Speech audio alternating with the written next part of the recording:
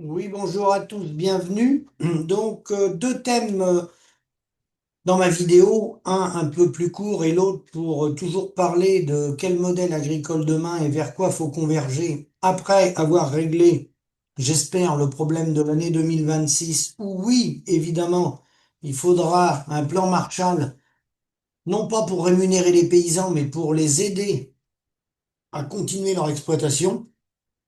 Sinon, beaucoup vont baisser les bras. Il y en a déjà beaucoup qui baissent les bras, qui arrêtent les exploitations, qui mettent en vente, qui sont dans une détresse sans précédent. Les gens sont en larmes dans les exploitations, puisque évidemment, c'est la goutte d'eau qui a fait déborder le vase. C'est venu par une sécheresse. Ça aurait pu venir par une explosion du prix de l'énergie. Ça aurait pu venir par une grande tempête sur le pays. Ça aurait pu venir par des inondations généralisées au printemps. Ça aurait pu venir par différentes... Là, il se trouve que c'est la sécheresse, mais ça aurait pu être un autre facteur majeur, puisqu'on est en flux tendu, la tête juste au-dessus de l'eau.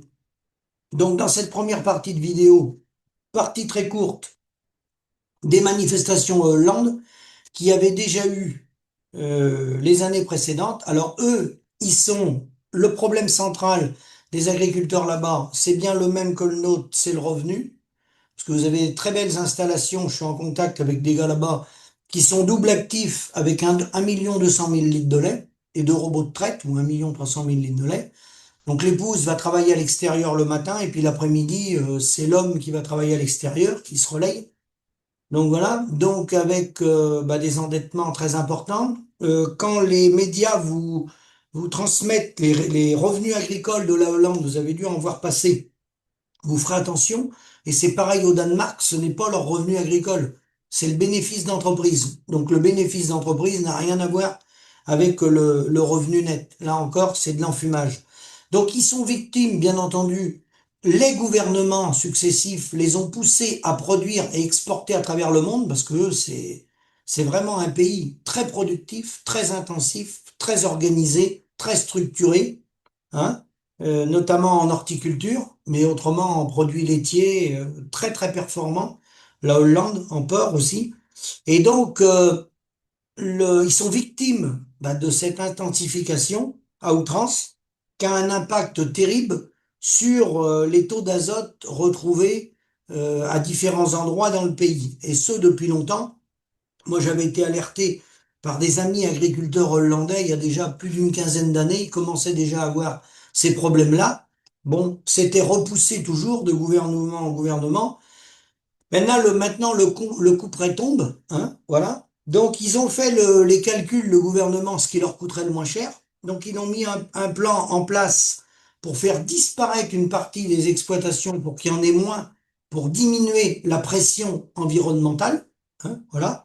Donc, un plan à peu près de 4 milliards d'euros pour faire partir environ 10 000 exploitations agricoles néerlandaises. Alors, il y aurait une autre solution, hein, c'est désintensifier, hein, de mettre des aides.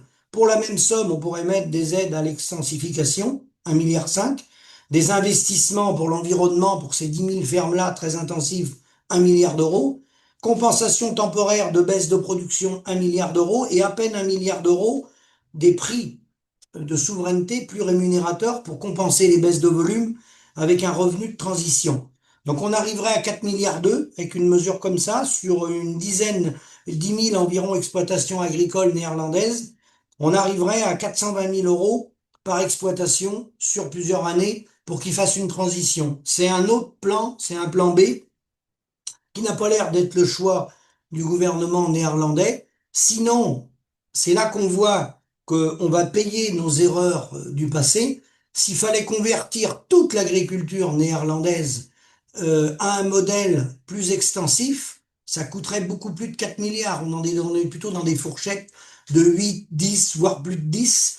Alors, eux, ce qu'ils ont envie, c'est de faire disparaître 10 000 exploitations agricoles intensives. Et ensuite, ils prévoient un plan d'environ 20 milliards jusqu'à horizon 2035 pour modifier ceux qui vont rester en place. Donc, vous voyez, ça démontre les conséquences dans un modèle quand on pense qu'on a raison, quand on va trop loin et qu'on se prend en boomerang un échec économique sur le revenu net des paysans néerlandais et qu'on se prend en boomerang la nature, pour réparer, pour réparer les erreurs de l'homme causées sur la nature, c'est coefficient 3, 4, 5, 6 hein, pour réparer ce qu'on a fait.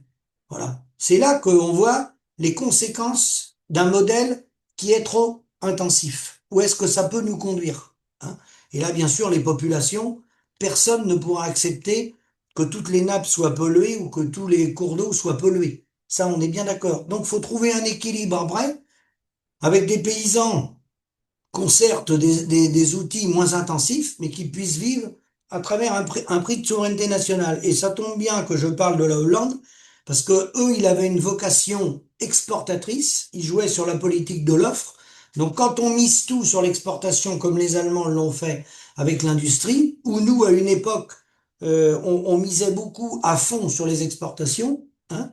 Donc jouer cette carte-là, c'est une carte perdant-perdant, parce que l'exportation, pour exporter, on est obligé de baisser nos prix, de nos prix agricoles, on est obligé de les mettre le plus bas possible, le plus proche possible du cours mondial ou en dessous le cours mondial pour être placé sur les marchés à l'exportation, parce que l'exportation, on dépend de la demande des autres, donc les pays qui vont nous acheter nos produits, et on affaiblit notre production agricole par des prix mondialisés trop bas, donc on écroule nos paysans dans notre propre pays avec ce prix mondialisé pour aller absolument à l'exportation.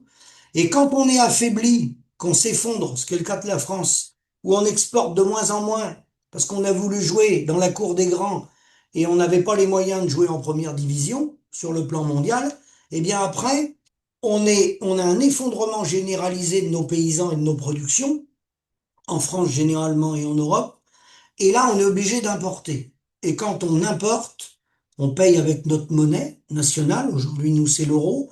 Et quand on importe, on dépend, nos importations dépendent du revenu national, de la richesse du pays, de l'état de santé de la consommation des ménages, qui, eux, vont vouloir importer des prix à moindre coût, avec des normes environnementales complètement déconnectées de ce qu'on peut faire chez nous. Donc là, on est perdant-perdant.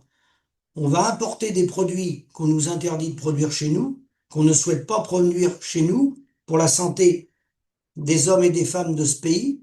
On a donc vidé nos campagnes, les paysans, pour aller sur des marchés à l'exportation et on se prend en boomerang des importations mondialisées avec des produits phytosanitaires et des gens qu'on fait travailler à 1 dollar par jour. Donc ça, c'est l'échec du modèle. Alors, une fois avoir fait cette parenthèse sur la Hollande, qui est un modèle, non, qui fonctionne pas, tout comme le Danemark, on revient toujours à la base. Là, il y a la partie conjoncturelle que va falloir traiter d'ici la fin de l'année. Il va y avoir des discussions avec le gouvernement dans les semaines et dans les mois à venir pour voir qui va être capable de passer le cap 2026. La situation est tellement grave, il n'y avait pas de trésorerie d'avance. Donc, comme il n'y avait pas de trésorerie d'avance ou qu'il y avait des moins, bah, moins. Et ça fait pas plus, voilà, hein. Donc là, on est dans des situations dramatiques où le réseau bancaire, n'ayant pas de visibilité sur le modèle agricole, bah, bien sûr, va fermer le parapluie du financement. Donc le financement ne pourra se faire qu'avec un engagement de l'État derrière pour consolider les coopératives agricoles pour remettre en culture pour la campagne à venir, donc BPI France derrière, et puis des milliards à sortir pour essayer, j'ai bien dit essayer, de tenir un maximum d'exploitation agricole. Parce que même ceux qui se sentent aujourd'hui capables de passer le cap, les réflexions que les agriculteurs m'envoient à juste titre, c'est que si on change pas de modèle et qu'on reste comme ça, on ne sait pas les années suivantes quel climat on aura, chaud ou moins chaud. Des sécheresses comme ça, on peut en avoir d'autres, plus ou moins, à plus ou moins degrés, fortes ou moins fortes. Quel est l'avenir d'un métier s'il faut faire des prêts de consolidation en permanence, des prêts de trésorerie, ou demander une année blanche en permanence? On recule le problème. L'année blanche, peut-être qu'on ne pourra pas s'en passer, malheureusement, mais on recule le problème, mais on fait jamais le grand saut vers le nouveau modèle. Parce que ce qu'il faut, c'est faire le grand saut, le grand pas en avant pour engager un nouveau modèle de transition sur 3, 5 ans, peut-être plus 7 ans d'ailleurs, pour convertir les agriculteurs français à un modèle gestion des volumes, prix de souveraineté nationale. Alors donc, on revient au concret. Pas l'objectif, sans quoi on pourra rien faire. Il y a une partie qui peut venir, bien sûr, de la PAC et le reste des prix rémunérateurs, mais tout ramener sur le prix du produit agricole, compte tenu du déséquilibre qu'on a dans la filière, va sans doute prendre des proportions trop importantes. Ça représente chez des laitiers 25 à 30% du revenu, la PAC, au bas mot, hein, voire plus. En viande, c'est les primes, c'est plus de 100% du revenu final, hein, voilà.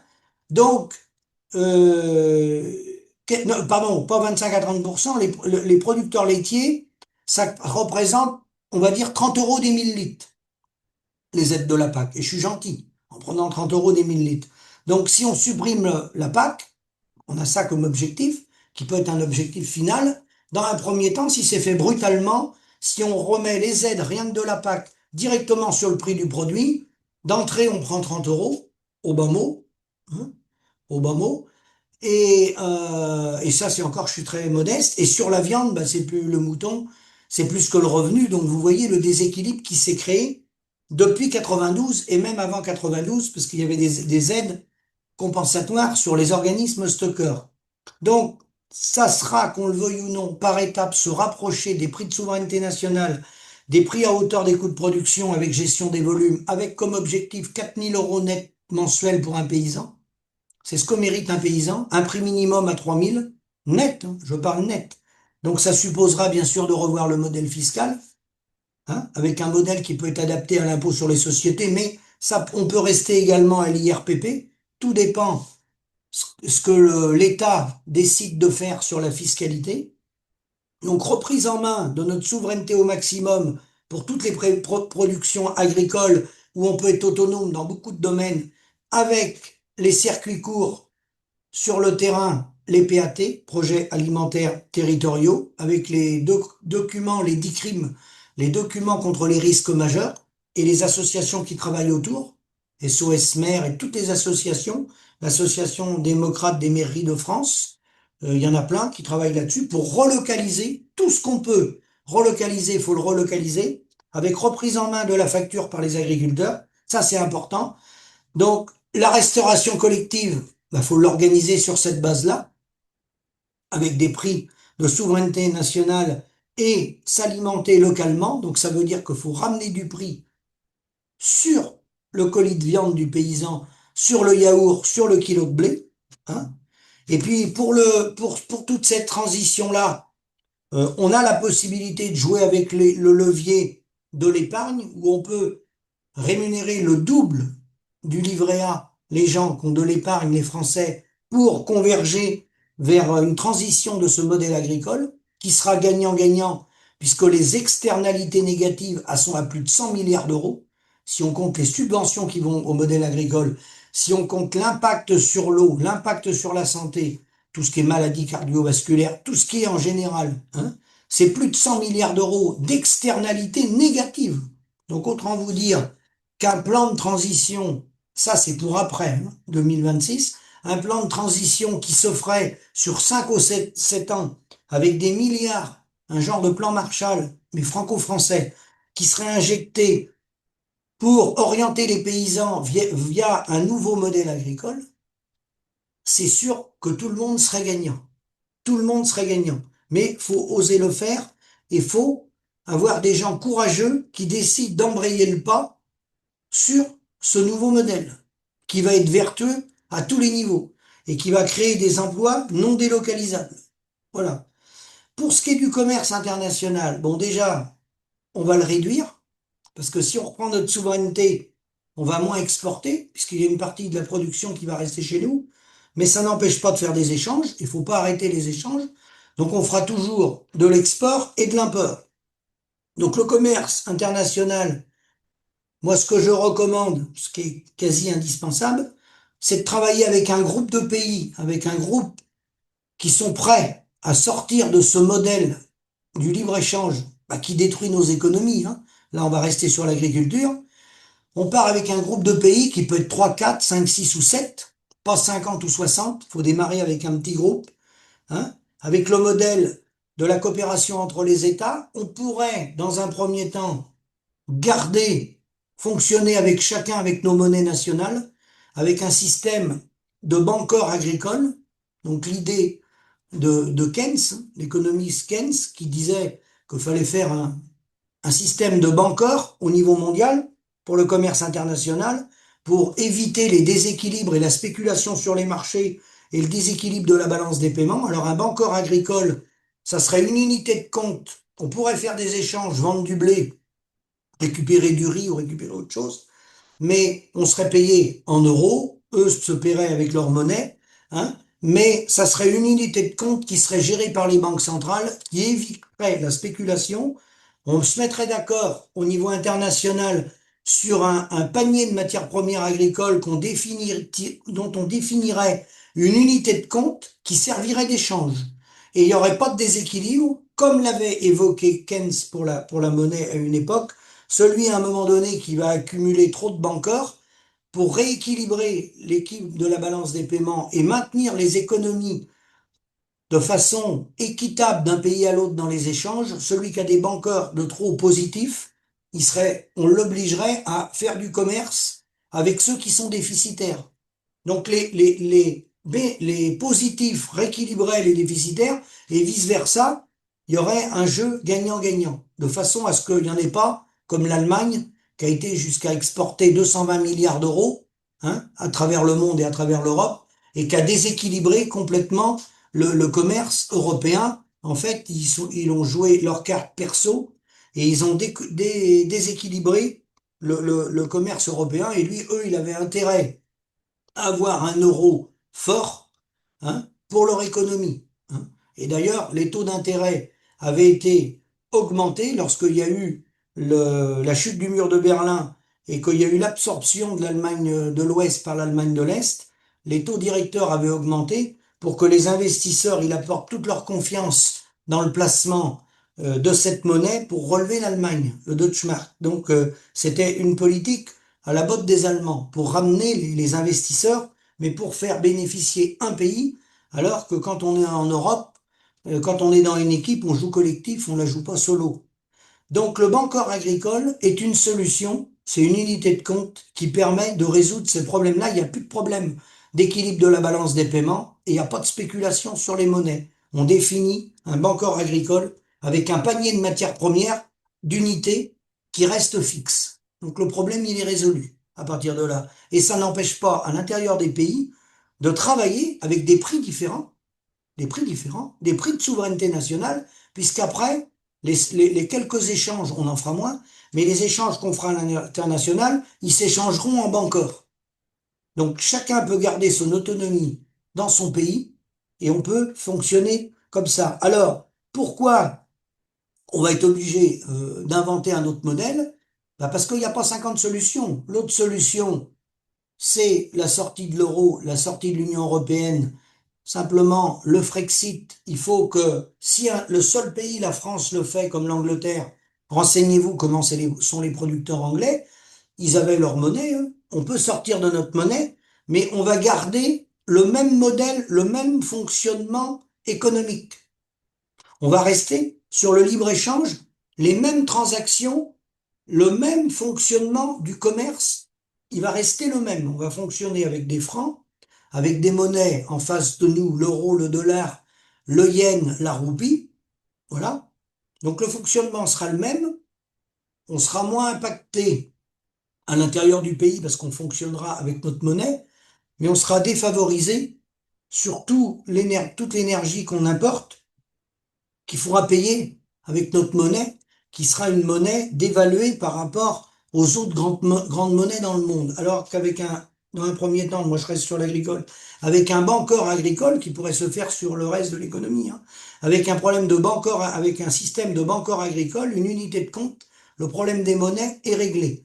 Et le problème, qui n'est pas forcément un problème, mais ceux qui émettent l'idée d'un Frexit, de sortir de l'Union européenne, le problème c'est qui aura la majorité demain, qui va trouver des partenaires.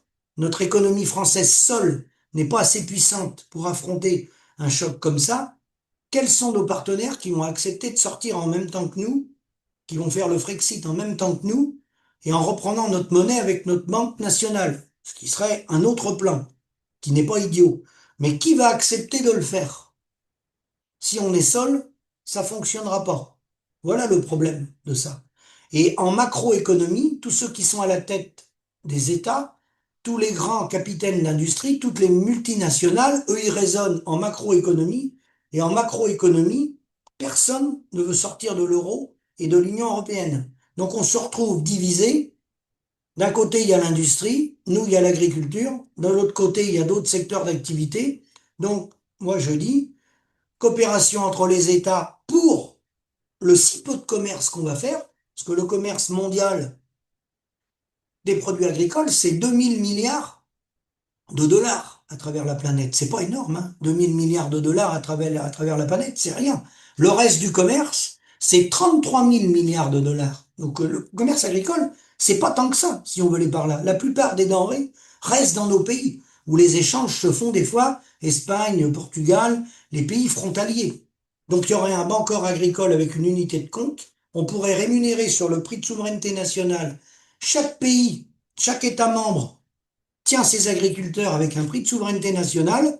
Bien sûr, il y a des règles aux frontières pour les produits importés qui respectent pas les mêmes normes, mais ça coule de source, hein. Mais après, le reste du commerce, eh ben, il serait mesuré en unité de compte, ce qui viendrait pas dégrader les prix agricoles à l'intérieur de notre pays. Ça, c'est important. Alors, pourquoi se protéger? Pourquoi un banqueur agricole? Pourquoi sortir? Pourquoi ne pas accepter le libre-échange tel qu'il est là? Pourquoi parler de coopération entre les États? Ben, vous voyez bien que les chefs d'État et de gouvernement vont pas vous l'annoncer comme ça dans les grands médias, mais il suffit de regarder un peu en arrière et regarder ce qu'on a vécu derrière chez nous, en France, la perte d'Alstom, Technip, Arcelor, enfin tous les fleurons industriels français qu'on a perdus, qui ont été rachetés notamment par l'Indien Mittal. Bon, on perd tous nos fleurons industriels, car le problème du libre-échange, si on veut bien l'analyser, on peut garder des entreprises chez nous. Il y a beaucoup de pays qui ont gardé les entreprises chez eux. Ils ont gardé le nom de l'entreprise, vous savez, tout en ayant perdu le contrôle stratégique de l'entreprise. C'est exactement la question que l'on retrouve avec les semi-conducteurs, les batteries, l'intelligence artificielle, les machines-outils, les robots, les biotechnologies et même certaines entreprises agroalimentaires stratégiques. On a gardé le nom, on a une belle enseigne, mais on a perdu la main. Donc on va perdre notre savoir-faire agricole, nos productions agricoles. L'agriculture, c'est la santé, c'est le maintien des emplois des territoires, c'est la santé. Donc c'est indispensable à la nation d'un pays. Moi j'appellerais ça plutôt, je dirais que c'est pas une denrée comme les autres, ça peut être considéré comme une arme stratégique, c'est ce moi j'appelle l'arme alimentaire. Parce que vous n'allez pas mener une bataille si vous avez rien dans le ventre. La nourriture, vous pouvez pas vivre sans manger. Donc, être dépendant des autres, c'est très dangereux. Donc, sans comparer l'alimentation à ce qui a arrivé en Allemagne, Madame Merkel avait pris conscience que le libre-échange, elle était pour le libre-échange, comme Emmanuel Macron, comme Sarkozy, comme tous. Ils disent c'est le moins mauvais des systèmes. En termes macroéconomiques, on n'a pas le choix. On va pas mettre des murs. Voilà les réflexions souvent qu'on entend. On va pas faire des frontières. On va pas monter des murs. On est obligé de garder du commerce, du libre-échange. Et bien sûr, faut garder du commerce international sur la base de l'OIC, Organisation internationale du commerce, mais chaque État membre doit garder sa souveraineté. D'où l'intérêt de mettre en place, par exemple, un banqueur agricole. Et pourquoi je dis ça? Parce que quand je parle de prix de souveraineté nationale au niveau agricole, rappelez-vous qu'en Allemagne, l'industriel KUKA, leader mondial de la robotique, hein, a été acheté, hein, par Midea chinois, 4 milliards 6. Voilà. Et pourtant, le gouvernement allemand, qui est pour le libre-échange, sous la chancelière allemande Angela Merkel, a tenté de s'y opposer. Mais ils ont toujours dit qu'ils étaient pour le libre-échange, qu'une entreprise devait rester libre de ses mouvements, des choix de ses actionnaires et de la stratégie qu'elle devait mener à plus ou moins long terme. Ils veulent la liberté, le libre-échange, libre circulation des biens, des hommes, des marchandises, des capitaux. Ben, et voilà. Donc KUKA, le leader mondial de la robotique, est parti à un groupe chinois. Et il y a eu une autre marche arrière, c'est le groupe Letfield Mittal, la machine à outils. Voilà. Donc là, il y avait eu la même chose. Donc la chancelière était montée au créneau. Comme quoi, vous voyez bien, le libre-échange marche pas. Et ils n'ont pas le courage de dire. Et elle avait dit que le leader mondial de la machine-outil, c'était une menace d'ordre public, écoutez bien, ou de la sécurité de l'Allemagne. Qu'est-ce que faisait cette entreprise-là? Cette entreprise-là, elle était spécialisée dans l'aéronautique, le spatial, l'automobile, l'industrie lourde, potentiellement le nucléaire. C'était un repreneur français qui était prévu, mais sous contrôle chinois. Il y a eu un veto du gouvernement allemand de l'époque, mais surtout, le repreneur chinois s'est retiré au dernier moment, parce qu'il y a eu des pressions. Donc là, vous voyez bien que quand on nous dit qu'il faut laisser le libre-échange et qu'il est normal qu'on laisse les gens libres à travers la planète et qu'on laisse un Chinois venir acheter des fleurons de l'industrie allemande ou française, qu'on laisse des produits du Mercosur envahir nos marchés, envahir nos magasins, c'est normal. Ils sont moins chers, ils sont bien placés, ça fait partie du libre-échange, c'est à nous de nous adapter. Ben non, ça ne fonctionne pas. Ça ne fonctionne absolument pas du tout. Ça appauvrit les paysans qui envoient la marchandise d'Amérique du Sud parce qu'eux, ils sont pas payés. Idem au Mexique. Moi, j'ai été en contact là dernièrement avec un Mexicain. Les ouvriers sont payés 1 ou 2 dollars de la journée. Donc, essayez-vous de faire des productions arboricoles ou fruits et légumes et puis payez vos gars 1 ou 2 dollars de la journée. Je vous le souhaite pas. Ça, c'est l'exploitation de l'homme par l'homme. Donc, ceux qui nous envoient la marchandise ne gagnent pas d'argent. Les Hollandais, avec leur modèle intensif, ne gagnent pas d'argent. Donc, on s'entretue entre nous sur la base d'un commerce, un commerce mondialisé, puisqu'on est sur un prix d'appel avec des règles complètement faussées, sanitaires, normes environnementales, euh, contraintes administratives qui n'ont rien à voir d'un pays à l'autre, hein, prix mondialisé, charges territorialisées, factures territorialisées, factures mécaniques franco-françaises, factures sanitaires franco-françaises, lourdeur administrative franco-française. Voilà. Donc, vous pouvez pas mettre ça de front avec un prix de la pomme de terre, un prix de l'agneau ou un prix de la pomme ou de la fraise mondialisé. Voilà. Donc, soit on fait le choix, on est à un tournant stratégique, soit on fait le choix de relocaliser tout ce qu'on peut relocaliser. On peut peut-être monter à 10 milliards d'euros de chiffre d'affaires. C'est réalisable, ce qu'on appelle en circuit court, hein. Et puis avec les restaurations collectives, qui sera sous la base d'un prix de souveraineté nationale, où les producteurs, bien sûr, seront pas payés au prix qu'ils sont là, hein. Le prix sera plus élevé que ça, hein. Le prix de la matière première, hein. Je parle pas du prix final, hein. Parce que le prix de la matière première, il va tenir compte de ce que font les paysans. Il amène un produit de qualité. Le paysan, il est là sur les territoires. Il entretient les territoires, la nature, gratuitement, et il va maintenir les emplois sur les territoires. Il va ramener de la main-d'œuvre dans l'outil Ferme France, si on a des prix de souveraineté nationale. Voilà. C'est la seule solution. Et ça va de pair avec un modèle de coopération entre les États. On peut démarrer avec 4-5 pays avec lesquels on a beaucoup d'échanges et ils ne seraient pas opposés à un modèle d'unité de compte sur les matières premières avec un Bancor agricole qui aurait un gros avantage. On n'aurait pas de déficit budgétaire de la balance des paiements sur les denrées agricoles puisque ça serait une unité de compte. Donc il n'y aurait pas de déficit, ni d'excédent, ni de déficit. C'est un avantage considérable. Pas de spéculation non plus, puisque c'est une unité de compte qu'on échange.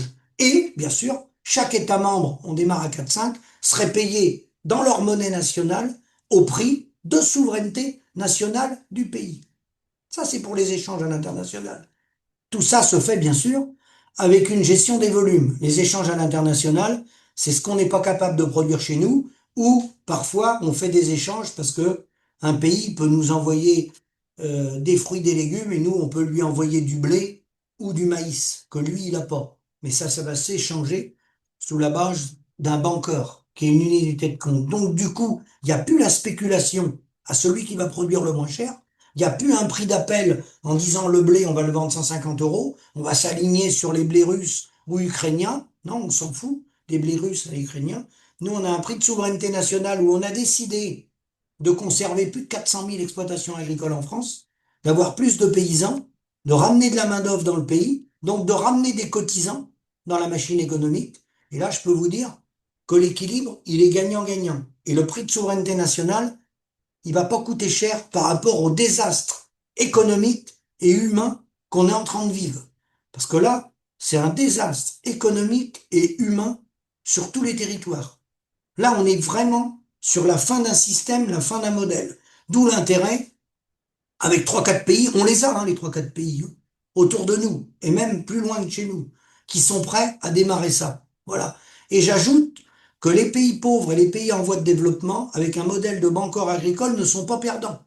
Parce qu'eux qui ont des monnaies qui sont très faibles, s'il y a une unité de compte, l'unité de compte, alors autant, leur blé aura autant de valeur que le nôtre. Il y aura une unité de compte pour faire des échanges. Et là, c'est du gagnant-gagnant. Sinon, bah, le libre-échange, par définition, je le voyais dans des livres des économistes qui le disaient dès le XVIIIe siècle, que le libre-échange fonctionne bien pour celui qui est en position dominante, pour celui qui est le plus fort, pour celui, par exemple, qui a gagné la guerre. Lui, il est en position dominante. Donc, il va imposer le libre-échange aux autres. Mais tous les pays, de façon durable, qui ont continué le libre-échange, se sont tous ruinés. Vous pouvez regarder dans l'histoire, tous les gens qui ont gardé à 100% l'application du libre-échange se sont tous ruinés. C'est ce qui est en train de nous arriver, malheureusement. Donc, à nous de nous réveiller. Je vous remercie et à bientôt.